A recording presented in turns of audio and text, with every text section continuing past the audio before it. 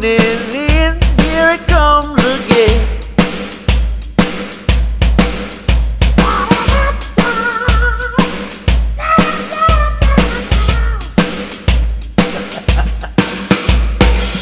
Good morning, good afternoon, good evening, hello. Welcome to another episode of this show.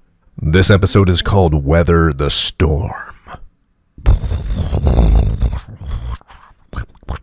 That was thunder. Before I begin this, I have to mention that I am in no way saying I'm an expert on anything at all, and in no way am I saying that everything coming out of my mouth is 100% fact. This is all based on periodic internet research of just a few days. I've read articles that offer support, as well as articles of critique and claims of false truths. And I promise you I'm not trying to push any specific agenda or side to anything. I'm just a bit sick of people believing something to be right or wrong without doing any research other than just listening to biased news outlets or living inside the echo chambers they've created for themselves on social media and in person sometimes with like-minded people. Okay, let's dive in. Forgive any mispronunciations here.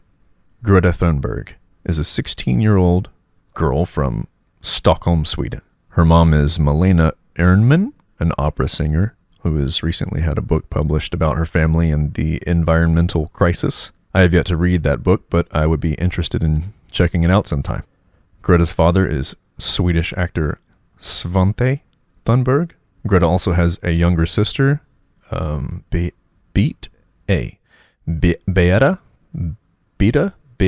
I don't know, Ernman, who apparently sings as well. Her grandfather on her father's side was Svante Arrhenius. He was a physicist, though mostly referred to him as a chemist. He received a Nobel Prize for chemistry in 1903. There seems to be some suspicion of Greta being used somehow to push the climate change agenda as it is, and I think some of that skepticism is because some of her grandfather's work also involved climate change research. He used the basics of physical chemistry to help explain the ice ages and linked it to a rise in atmospheric carbon dioxide, which is better known as the greenhouse effect. He also concluded that human-caused CO2 emissions from burning fossil fuels and other combustion processes would be enough to cause the surface temperature of the Earth to rise. I can understand that connection being something to consider and her wanting to make waves about this stuff, but I see no reason to consider that a negative thing. I think it also has to do with her age and life experience, which somehow means she's too young to understand the pros and cons of all this. In a way, I could agree, but I don't know her or her family. Have you ever met young kids that seem a little smarter than their age? Being around the right people and the right environment, it's totally possible for her to be wiser than most people would assume.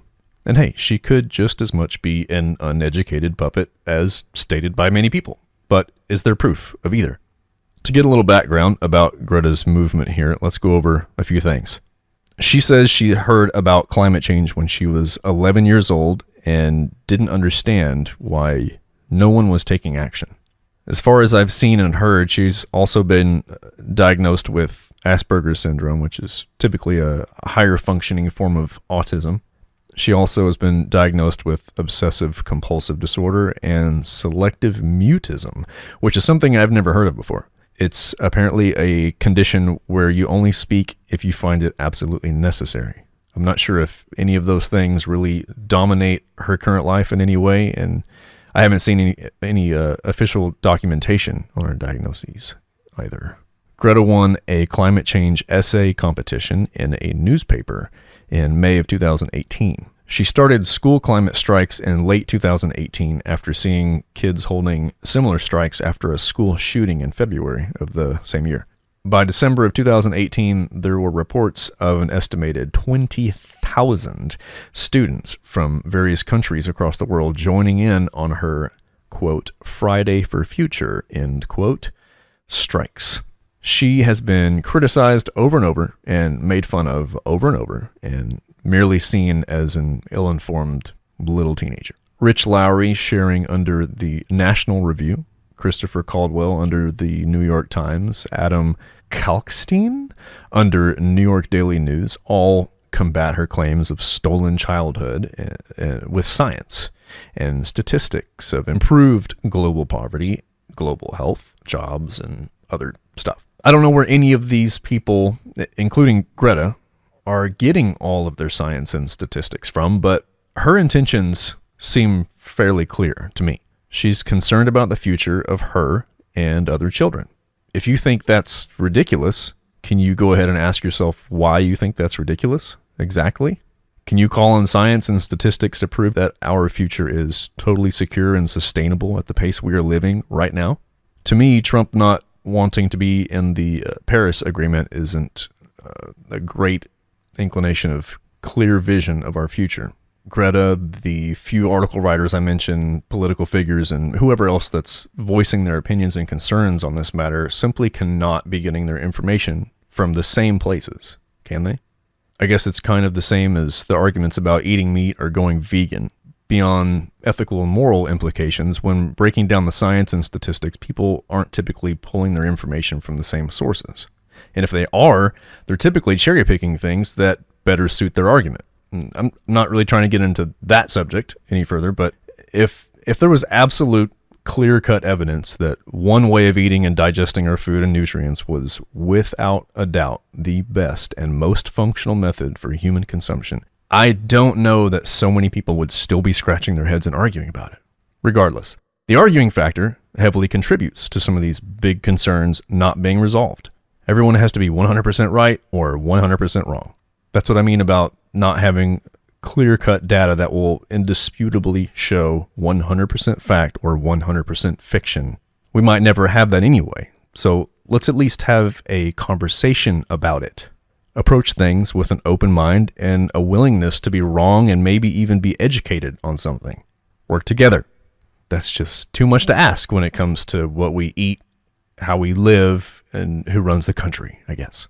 All the Facebook politics about Trump's impeachment are just as annoying. People calling all Democrats stupid or worthless or whatever for what? It just shows, to me, how close-minded and stubborn you are.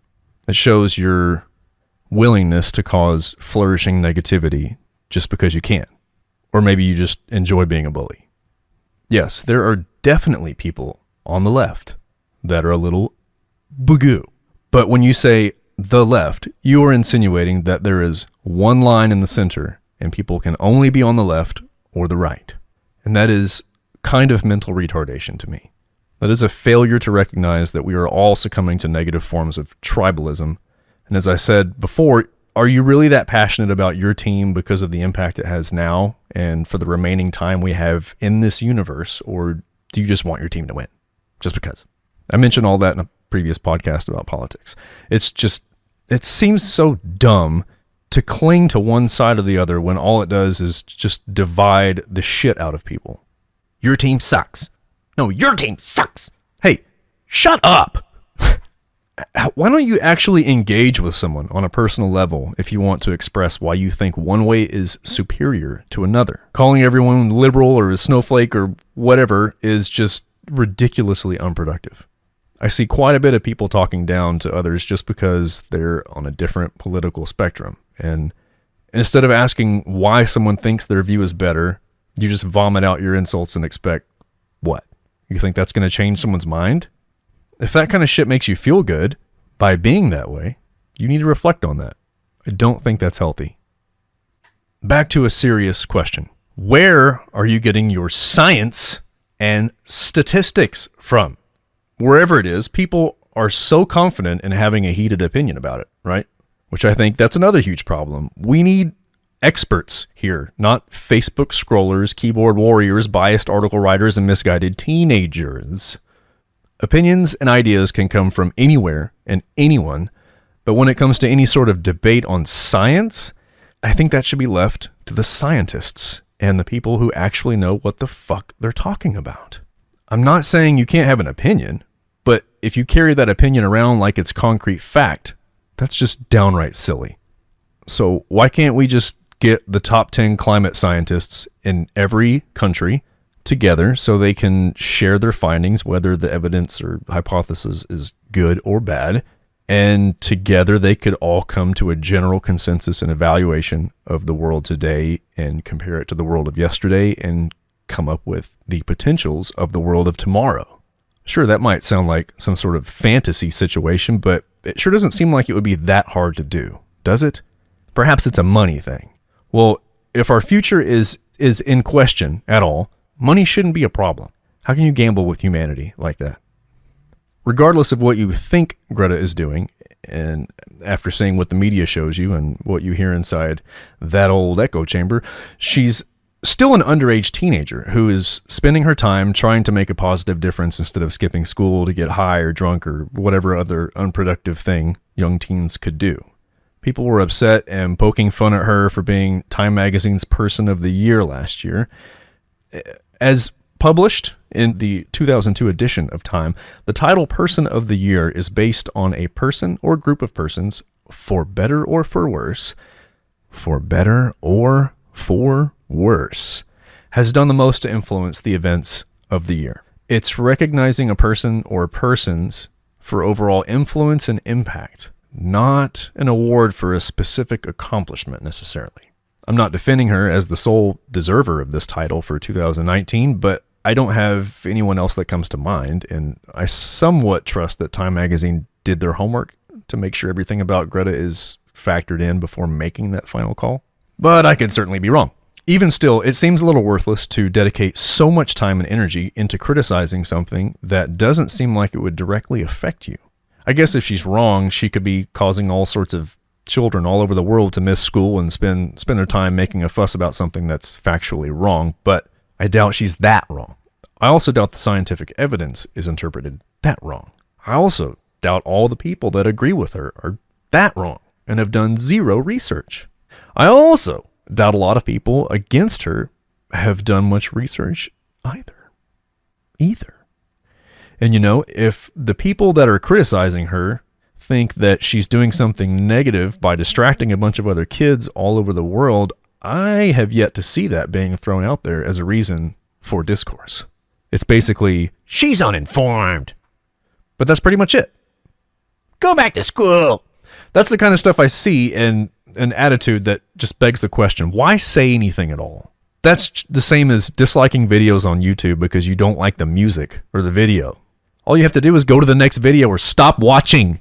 If it's misinformation, and you know this is misinformation, you know 100% that it is false, then yes, dislike, engage that falseness, expose the falsitivity. What is that a word? Falsetto.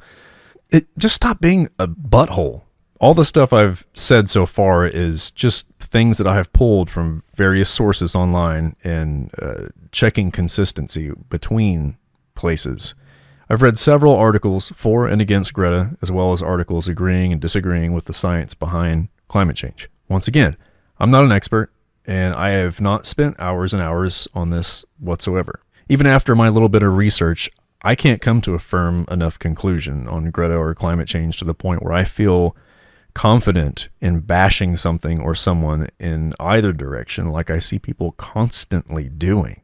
My point here is to emphasize the necessity of an open mind and a willingness to look into something to gain the best perspective, rather than just regurgitating what you saw on the news or what some of your good friends posted on Facebook. I'm obviously not a climate change denier, but I'm also not confirming that I know all of the shared findings so far to be 100% true.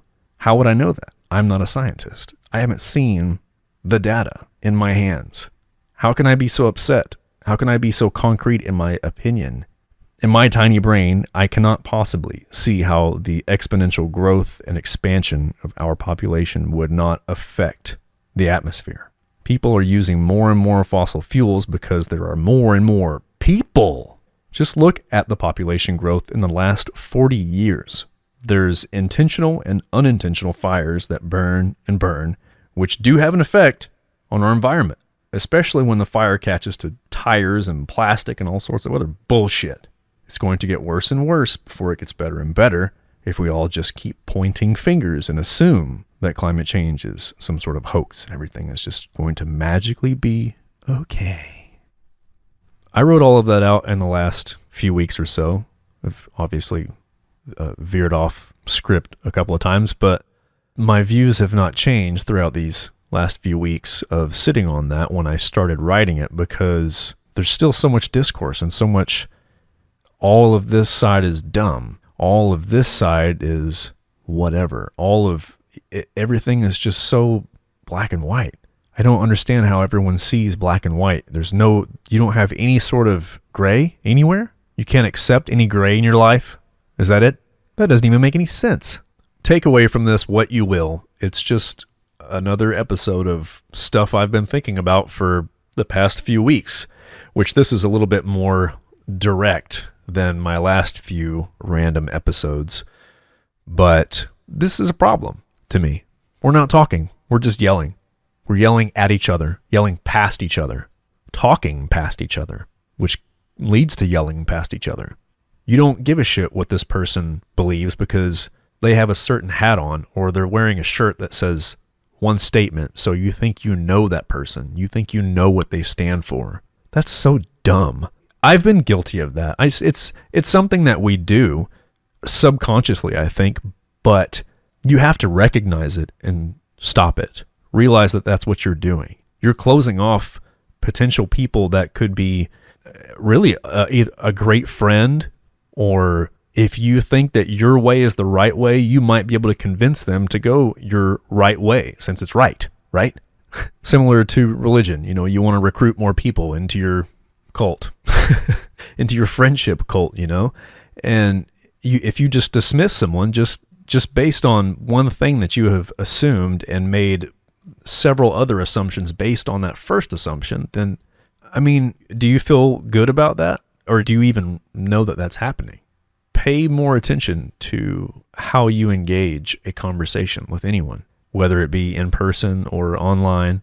Somebody might leave a really dumb comment on something completely out of context. You don't even know this person, but whatever they said made you so mad that you're going to dedicate the next 10 minutes of your life to typing up a response. Think about it the other way around, and you say something on someone else's post that's a little bit outlandish, a little outrageous, a little bold, but you know the person who posted it, and they know you, they know your humor, they know who you are, they know what you really believe. So then somebody comes and attacks you with some response thinking that you're a piece of shit. But they don't know you, right? And that's the first thing that comes to your mind. You don't know me. How can you assume that of me? But then you just turn around and assume something of someone else just the same. Stop doing that.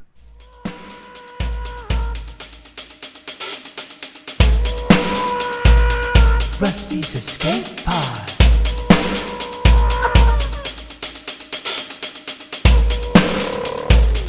Rusty's Escape Pod.